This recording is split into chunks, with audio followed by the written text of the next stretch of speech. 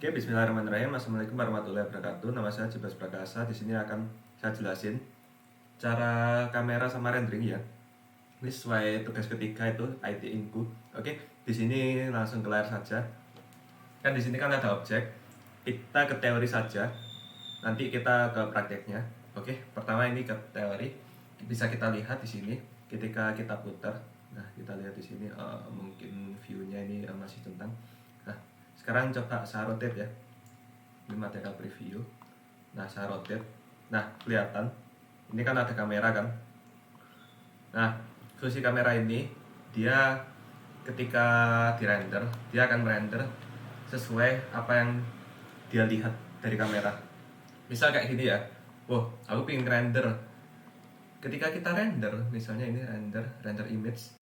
Nah, nanti yang ke render itu bakal bukan itu, bukan viewport yang kita lihat.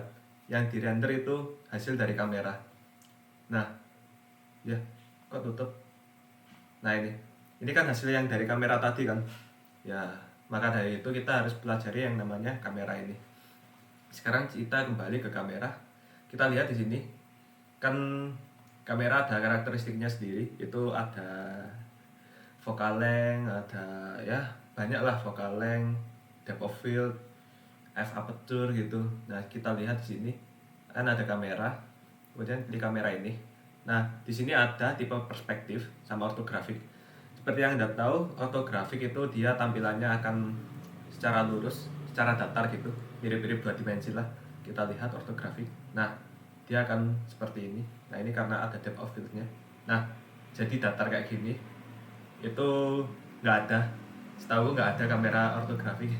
Nah, misalnya kita menggunakan perspektif. Nah, jadi seperti ini. Untuk di bawahnya itu ada focal length. Nah, seperti yang di lensa gitu. Di sini ada kamera tuh. Nah, ini untuk kamera ini dia focal length-nya 50 mm dan di sini ada focal length 3 berapa ini? 15 sampai 45 focal length. Bisa kita lihat di sini. Ini anak mamut kalau bisa paham ya. Karena ini masuk ke sinematografi. Oke, kita lanjut saja ke layar. Jadi ada perbedaan. Misalnya kita zoom ataupun kita atur focal length-nya. Kan ini kan kalau kita lihat focal length kita ubah, nah dia kelihatan nge-zoom kan. Nah, ini dia di zoom, bukan kameranya maju. Dia memang di zoom. Kalau misalnya focal length-nya kecil, dia akan wide, cuman nanti akan mengalami distorsi kayak gini. Nah, dia kayak ya kan ini kayak nggak natural gitu loh. 2 mm itu nggak ada kamera kayak gini. Jadi kelihatan kayak cembung gitu. Nah, coba kita ke 30 mm lagi. Nah, jadi seperti itu untuk gambaran dari focal length. Nah, di sini ada lens unit, ini milimeter, kan menggunakan milimeter ini, shift X, shift Y, ini ya jadi kayak gitu. Posisi. Oke, di sini ada yang namanya depth of field bawahnya. Nah, untuk depth of field sendiri itu bokeh. Nah, di bawah sini kan ada fokus on object. Kalau misalnya kamu mau fokus objek ke si bapak yang di belakang itu, misalnya ini apa ini? Oh, armatur 1. Coba kita fokusin ke si bapak itu. Kita pilih yang armatur 1. Nah, ini akan fokus ke bapak ini. Yang ini kan ngeblur kan? Kontrol Z saja. Oke. Wah, nge-lag laptopku. Nah, ini sudah seperti ini. Untuk focusingnya itu saya menggunakan distance ya, supaya tidak terpaku sama objek yang di depannya. Jadi di sini ada yang namanya f-stop. Nah, untuk f-stop sendiri ini namanya diafragma kalau di kamera. Kita lihat di sini lagi. Coba kita ke kamera lagi. Nah, seperti Anda lihat di sini. Saya aktifkan ya. Di dalam lensa itu ada lingkaran ini, kelihatan kan lingkaran putih itu. Nah, semakin besar lingkarannya, misalnya ini aku besarin ya. Nah, itu kan membesar kan. Kalau misalnya membesar itu dia aperture-nya akan jadi f bandingnya kayak kecil gitu, tapi sebenarnya membesar. Ini saya gunakan f1.8. Kalau misalnya f yang 1 bandingnya besar, ini misalnya f.22. Nah di sini kelihatan f garis miring 22. Nah jadi kayak gitu. Ini loh. Jadi apa, titik cahaya yang masuk lebih tipis, tapi itu lebih detail nanti gambarnya, lebih detail, tapi bokehnya berkurang. Kalau misalnya kayak gini, ini bakal jadi bokeh banget ya.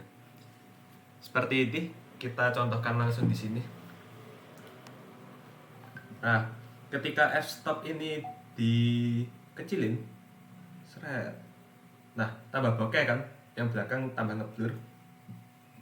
Untuk kamera itu biasanya bokeh itu ada di f1.8 ya. Supaya natural, kita gunakan 1.8. Nah, 1.8. Nah, di sini ada yang namanya bleed. Seperti yang tadi itu, kan kelihatan kan bleednya. Saya tampilkan lagi. Misalnya f22. Oke. Di sini kan kelihatan. Nah, itu ada bleednya.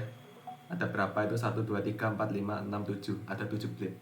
Kita nggak perlu fokus ke situ karena itu opsional. Kalau misalnya pengen gabut-gabut itu lumayan lah. Ini saya atur 0 supaya benar-benar bulat gitu. Ya seperti itu, ada rotation, ada rasio. Sekarang kita ke kamera. Nah, sensor fit kan, sensor kan berbeda-beda tiap kamera. Untuk kamera itu, misalnya saya contohkan kamera ini lagi, kan tiap kamera punya yang namanya sensor. Nah, semakin besar sensor itu semakin luas juga gambarnya. Misalnya di sini, ini menggunakan sensor APS-C. Ya, jadi kayak gitu. Untuk sensor APS-C sendiri itu size-nya berapa? Anda bisa lihat referensinya di Google, misalnya APS-C ini.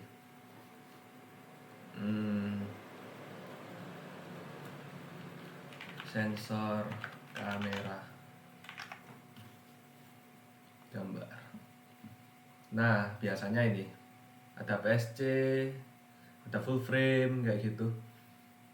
Ya beda-beda milimeternya. Ini saya gunakan 36 itu termasuknya gede banget berarti. Full frame aja. Oh, pakai full frame berarti aku. Full frame kece sih. Memang lebih luas. Padahal dia 30 mm, f-nya 1.8. Jadi kayak gitu sih. Jadi sangat bebas sekali kamu mau buatnya seperti apa, seperti itu. Oke. Di sini di skip aja nggak apa-apa. Oke, untuk kamera cukup seperti itu ya. Sekarang kita lanjut ke teori bagian rendering. Kita lihat di sini ada scene. Nah, di sini ada render engine. Render engine itu di sini ada dua, ada if sama cycle. Nah, untuk penerapan kali ini itu kita menggunakan yang namanya if aja ya. Kalau misalnya menggunakan cycle itu lebih realistis, tapi dia berat sekali gitu. Kalau misalnya menggunakan cycle ini rendernya mirip-mirip kayak di game gitulah.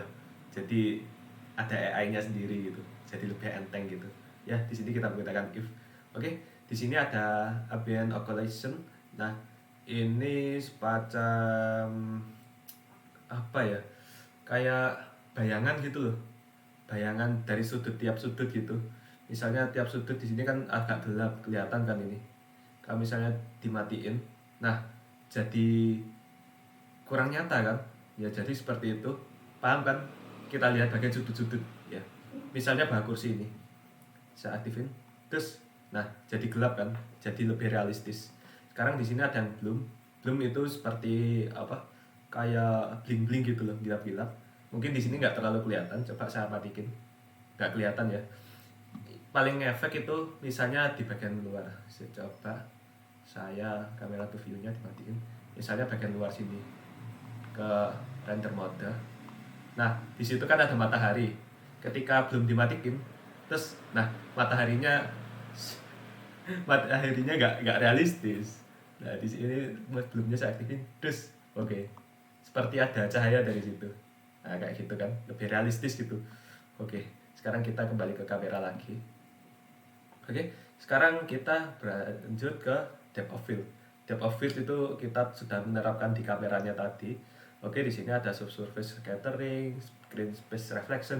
Reflection itu pantulan lah gampangannya. Kalau misalnya dimatiin, nah kita lihat pantulan kacamata ini menghilang. Bahkan kaca yang di belakang ini jadi nggak memantul ketika dimatiin. Ya kayak gitu sih. Ini blenderku sampai gak respon. Kita tunggu. Nah, jadi seperti ini hasilnya. Kita aktifin saja supaya realistis. Oke, kita bawa lagi motion blur. Motion blur itu seperti ini ya. Eh, Kalau dicontohkan berat, misalnya ini kan itu toh. Eh, aku rekaman lagi di malam hari, misalnya ini motion blur namanya. Kan ngeblur kan tanganku. Nah, itu motion blur. Blur yang dihasilkan dari gerakan. Nah, ini tanganku kelihatan ngeblur kan. Ketika saya diem, nah itu kan nggak ngeblur kan. Ini ngeblur. Nah, seperti itu gambarannya motion blur. Oke, kembali ke layar lagi. Nah, di sini ada volumetric. Volumetric itu semacam apa ya? Kayak itu. Grafik. Ya kayak gitulah. Bisa dieksplorasi sendiri, performance, high quality, normal. Here ini di bagian apa namanya? Astaga. Partikel here. Kemudian ada shadow. Nah, ini shadow ada resolusi.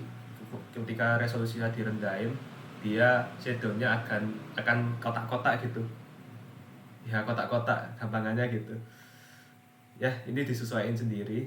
Direct lighting, ada film, simplify, kris freestyle. Nah, yang penting atas tadi itu ya. Oke, untuk teorinya seperti itu ya. Saya rasa Anda semoga paham. Oke, terima kasih telah melihat video ini. Semoga bermanfaat. Terima kasih.